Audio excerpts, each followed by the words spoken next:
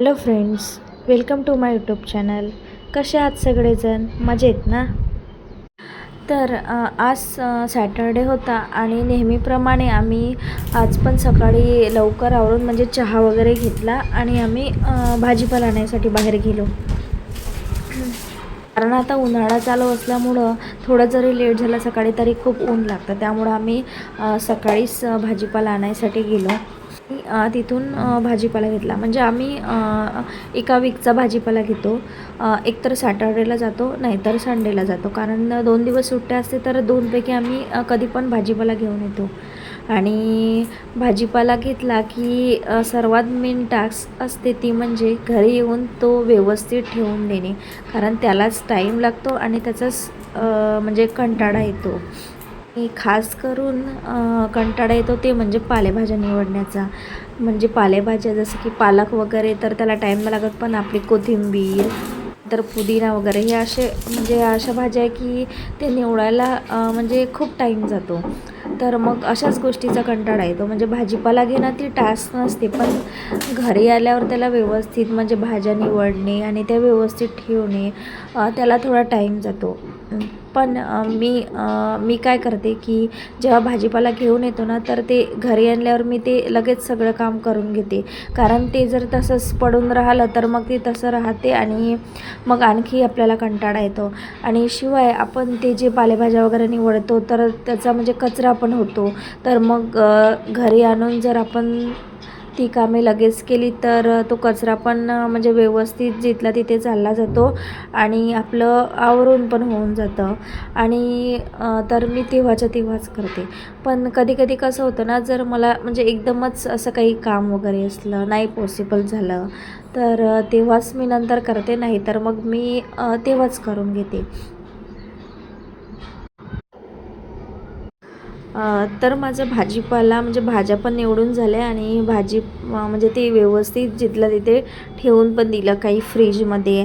आणि जे कांदे, बटाटे आणि लसूण असतात ते मी बाहेरच ठेवते आणि बाकी मग फ्रीजमध्ये ठेवते.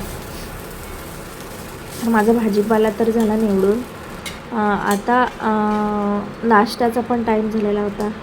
सकाळी म्हणजे भूक लागलेली होती, तर मग मी पोहे बनवायचे ठरवले. त्यांना पोहे आवडते नाश्त्यामध्ये आणि श्रीव पण म्हणजे त्यामध्ये मी बटाटा टाकते, तर श्रीवला पण बटाटे आवडते, तर ते बटाटे खातो त्यामधले आणि पोहे पण खातो. तर मग नाश्त्यामध्ये पोहे बनवले. पोहे अशी डिश आहे की ती म्हणजे खायला पण टेस्टी लागते आणि बनते पण फास्ट. म्हणजे कमी टाईममध्ये पोहे लगेच बनून जातात. पण आणि ते पोहे केल्या केल्या गरम गरमच खायला छान लागतात. थोडे जरी थंडे झाले ते तर त्याची टेस्ट बिघडून जाते, तुम्हाला पण माहिती आहे. तर मग मी पोहे बनवले आणि लगेच गरम गरम आम्ही पोहे खाऊन घेतले. पोहे खाऊन झाले आमचे. त्यानंतर बघा, किचनमध्ये आपल्या बरेचशी अशी छोटी छोटी कामे असतात आणि ती कामे आपली वाट बघत असतात, कधी करते कधी नाही. तर अशीच छोटी छोटी कामे करून घेतली मी नंतर किचनमधली. जसं की मी आधी म्हणजे पोहे बनवले होते, तर थोडं म्हणजे गॅसचा ओटा म्हणजे त्यावर थोडा पसारा झालेला होता. ते तर होतंच नेहमी. म्हणजे आपण जर काही बनवलं तर जो आपला किचनचा गॅस ओटा राहतो तर तो म्हणजे तिथे होतोच थोडा पसारा. तर सगळ्यात आधी मी जो गॅसचा ओटा आहे तो क्लीन करून घेतला. आणि मग गॅसचा ओटा क्लीन केला तर मला सवय आहे की ते क्लीन करता करता मी थोडं आजूबाजूचं पण आवरून घेत असते. तर मग थोडं म्हणजे आजूबाजूची पण थोडी क्लिनिंग करून घेतली. त्यानंतर मग थोडे असे छोटे छोटे कामं आम्ही येताना तिकडून थोडे वेफर्स वगैरे आणलेले होते, तर ते व्यवस्थित ठेवून दिले. त्यानंतर बघा, जो आपला मसाल्याचा डबा असतो, जो आपण म्हणजे आपल्याला रोज यूज करतो त्याचा आपण, तर तो काय केलेला होता मी, तो म्हणजे त्यामधले मसाले संपलेले होते, तर तो मी स्वच्छ घासून धुवून घेतलेला होता. तर मग त्यानंतर मी त्याला स्वच्छ पुसून घेतले आणि त्यामध्ये सगळे मसाले टाकले. जसं की आपल्याला म्हणजे डेली लागणारे लाल मिरची पावडर, हळद, मीठ, मसाला आणि पावडर, तर असं सगळं मी टाकलं आणि आपला डेली यूजवाला मसाल्याचा डबा रेडी केला. तर असेच असतात आपल्या किचनमध्ये छोटी छोटी कामे, ज्यामध्ये थोडा थोडा टाईम जातो, पण ती करावी लागणारी कामे असतात.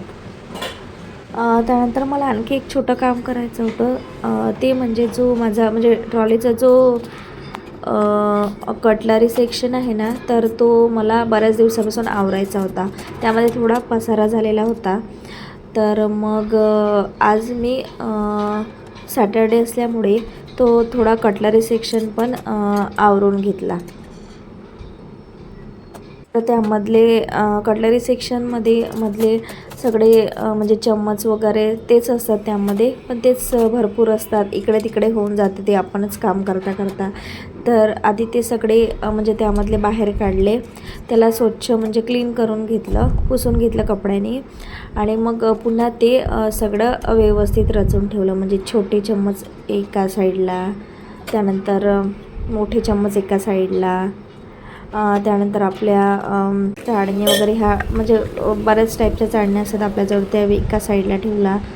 असं मी सगळं व्यवस्थित म्हणजे जिथे जे ठेवायचं, ज्या सेक्शनमध्ये जे ठेवायचं ते सगळं मी ठेवून दिलं आणि माझा कटलरी सेक्शन पण आवरून झाला अशा प्रकारे. त्यानंतर मग मी थोड्या बॉटल भरून ठेवल्या फ्रीजमध्ये. आता कसं उन्हाळा असल्यामुळे थोडं म्हणजे थंड पाणी लागतंच, तर मग मी जास्त नाही पण 1-2 बॉटल भरून ठेवत असते.